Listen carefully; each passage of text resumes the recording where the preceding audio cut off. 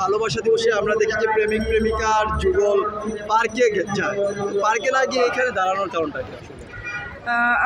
আমরা জানি যে ভালোবাসা সুন্দর, আর আমরা সবাই ব্যস্ততার মাঝে তো সবার সাথে সবসময় আমরা যে তাদেরকে ভালোবাসি বা আমরা সবাইকে চিনি না, যেহেতু 14ই ফেব্রুয়ারিটাকে ভালোবাসা দিবস হিসাবে উদযাপন করা হয়, তো সেই উদ্যোগে আমরা আর 14ই ফেব্রুয়ারি সবার মাঝে ভালোবাসা ছড়ানোর জন্য এই উদ্যোগটা নিয়েছি।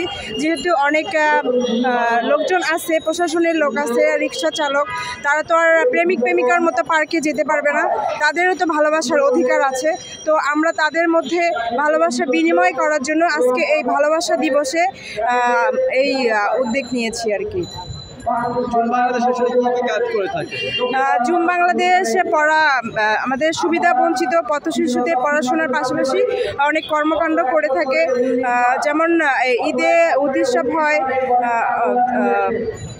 শীত উৎসব হয়, রমজান মাসে ইফতারি করানো হয় বাহিরে লোকজনকে, যারা রাস্তায় থাকে বা ফ্যামিলির সাথে ইফতার করতে পারতেছে না, তাদের জন্য ইফতারের ব্যবস্থা করা হয়। জুম বাংলাদেশ আসলে অনেক কিছুই করে, পাশাপাশি আমাদের ঢাকায় অনেক শিক্ষা ব্যবস্থা জন্য কয়েকটি শাখা রয়েছে, কিছু রয়েছে বাহিরে ফুটপাতে পড়ানো হয়।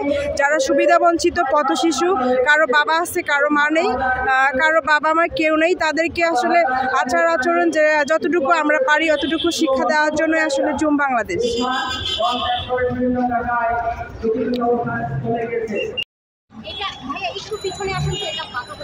আজকে আপনারা এখানে কেন সমবেত হয়েছেন এবং এখানে দাঁড়ানোর মূল কারণটা কি?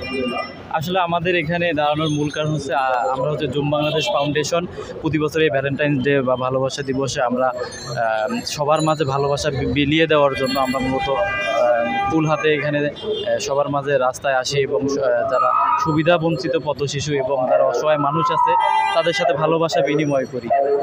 এই ব্যতিক্রমী আয়োজন করার আসলে আমাদের এই ব্যতিক্রমী আয়োজন করার মূল কারণ হচ্ছে আপনারা অবশ্যই জানেন যে এই ভালোবাসা দিবসকে উপলক্ষ করে অনেকেই পার্কে ঘুরতেছে, মানে প্রেমিক প্রেমিকারা বিভিন্ন অশ্লীলতার মধ্যে জড়িয়ে যায়। তো আমরা আসলে এই সমাজ থেকে বেরিয়ে আসতে চাই। আমাদের জুম বাংলাদেশের একটাই লক্ষ্য যে আমরা অপসংস্কৃতি থেকে বেরিয়ে এসে এই ভালোবাসাকে সর্বস্তরে মানুষের মাঝে বিস্তার করতে চাই এবং আমাদের ভালোবাসা হবে শুদ্ধ সাংস্কৃতিক চর্চার মাধ্যমে।